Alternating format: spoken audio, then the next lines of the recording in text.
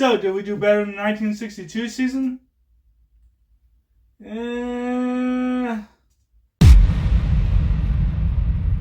Hi, folks. Welcome back to another exciting episode of the D-Bell Sports Podcast.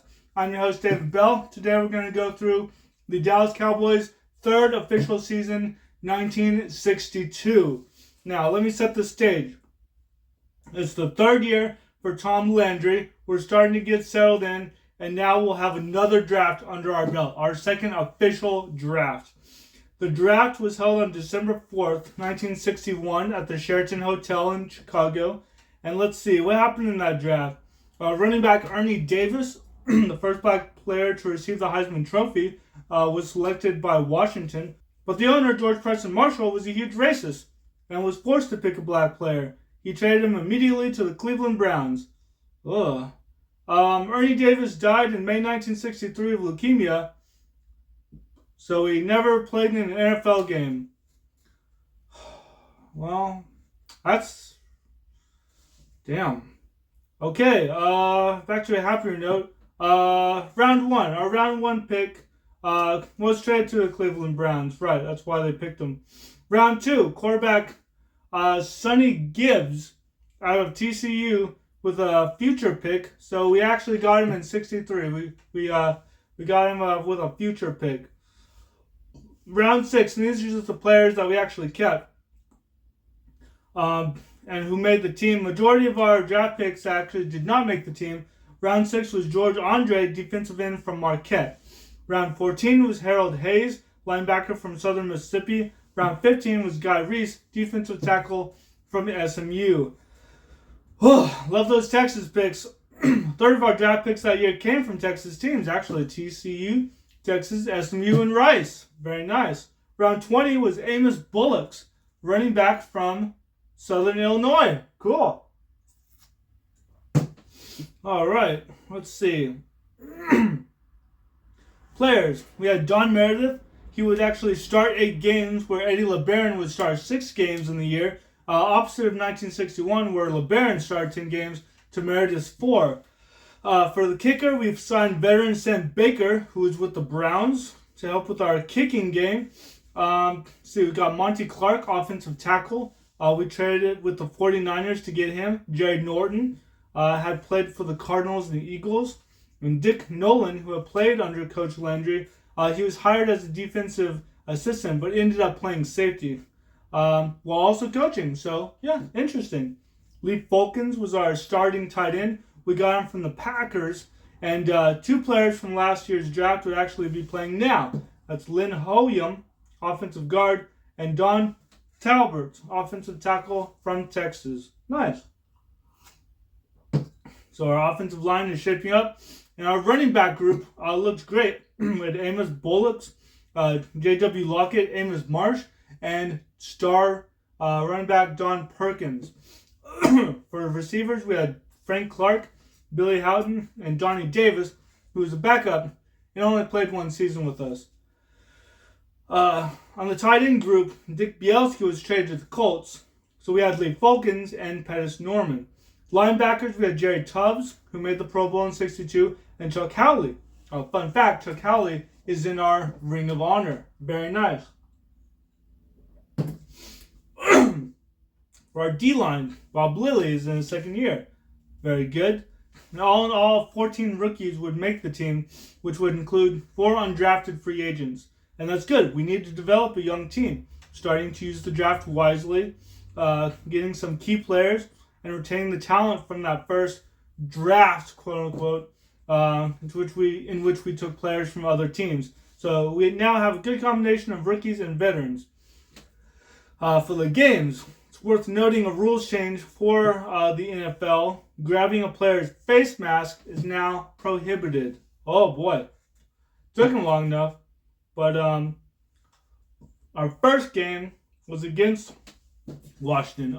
Washington. We tied with them last year, 61 season. The outcome this time was a tie again. Oh, man, we keep doing that. So what happened? Well, Frank Clark did great. He had 241 yards and 3 touchdowns. Nice. We were alternating quarterbacks with Eddie LeBaron and Don Meredith, okay? And we got 35 points. Good. Sam Baker missed a field goal, unfortunately, with 13 seconds left. So, I don't know. What was the point of signing him again? Jeez. But still, a good effort. 35 points. Not nothing. Frank Clark and Amos Marsh were the scorers of that game. Frank Clark caught a touchdown pass from both Don Meredith. He actually caught two from Don Meredith and Eddie LeBaron. So they're really tag teaming this. Their next game was against the Steelers, and we beat them last year. So, what happened? Well, Eddie LeBaron threw a 99-yard touchdown pass to Frank Clark. Very nice. But it was negated by a penalty, which turned into a safety. Oh, that's so frustrating. Frank Clark and Don Perkins helped us score in the fourth quarter, but it just wasn't good enough, and we lose by 2 points. Great. But the next game, we beat the Rams. Now we're 1-1. Great.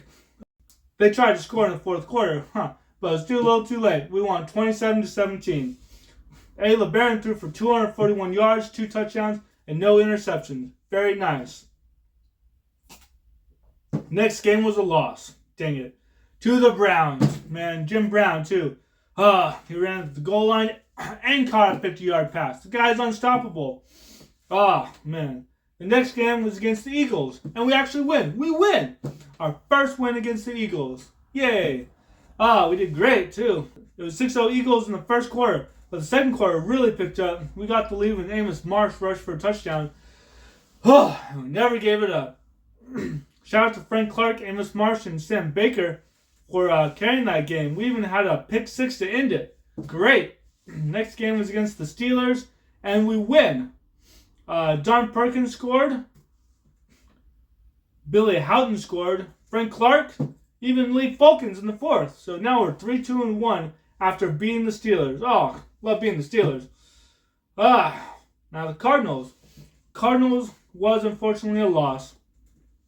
The St. Louis Cardinals back then, now it's known as Arizona, they literally scored a touchdown in every quarter, and so did we, except in the first quarter when we just scored a field goal. So we lost 28-24. Man. But the next game was against Washington, and we won. We won. We beat you, Washington. Now, we beat Washington 38-10 in their stadium, so that's incredible. I don't know how we did it. I guess quarterback Norm Snead was having a bad game. He was sacked and he threw a pick. It's rough. Meanwhile, both Don Meredith and Eddie LeBaron threw 2 touchdowns each. Snead was a Pro Bowler that year too, so, crazy. Our next game was against the Giants. A loss, unfortunately. The Giants were good that year too. They went all the way to the championship game. Plus, Eddie LeBaron and Frank Clark were hurt in that game, so unfortunately that would set us back a bit. The Bears game was a loss, but it was at least a close one, 33-34. And then we lost the Eagles, so things aren't looking too good right now. But against the Browns, we win. We win. We secure our first win against the Browns. And unfortunately, it'll be our last win of the season. But Don Meredith had a really good game. He threw for 2 touchdowns in the first half and held Jim Brown to 13 yards. Oh, that's great for our defense. The next game was against the Cardinals, and unfortunately, we lost. Dang it, man. We just can't beat the Cardinals. We lose by 32 points. Man. They only won 4 games that season, too. And 2 of their wins was against us. That's crazy. We lose to the Giants. Great. In our last game. So overall, our record is 5-8-1 with no playoffs. The bright spots were Don Meredith was getting more starts. Eddie LeBaron had a Pro Bowl. Bob Lilly had a Pro Bowl. So did Jerry Tubbs. That's great. Our offense finished 2nd in the league in yards gained and points scored, and our passing was the 7th in the league. That's good. Frank Clark had 1,043 yards on the season, catching 47 passes and 14 touchdowns. And Billy Houghton led the team in receptions with 49. Don Perkins was an All-Pro. He and Amos Marsh combined for 1,747 yards. That's great. So our run game is good. Did we fix all the things that we need to fix from last season? In a sense, no. Not everything. We brought in veteran Sam Baker as a kicker, and he averaged 45.4 yards per punt. That's good. So that was better. He got 14 out of 27 field goals. So it's okay. It's better. It's not great. Our defense really let us down, though. Finished 13th in yards and points allowed. Only allowed 3.9 yards per carry, though, which was an improvement. Overall, the 1962 season ended with the Green Bay Packers facing the New York Giants in the NFL championship game. The Packers would go on to win that game 16-7. I was in Yankee Stadium, too, in New York. Jim Taylor, the fullback for the Green Bay Packers, would win the MVP. Now, I've not mentioned the AFL, the American Football League championship game in the last two videos, but the Dallas Texans would defeat the Houston Oilers 20-17. It would take 2 overtimes. Charlton Chester Cookie Gilchrist was the MVP over on the AFL side, and he was the fullback for the Buffalo Bills. Now, there are 2 different leagues, and of course they would not play each other in a Super Bowl until 1967. But that's it for the 62 season. Thank you to all my subscribers. I just picked up several last week. Thank you so much.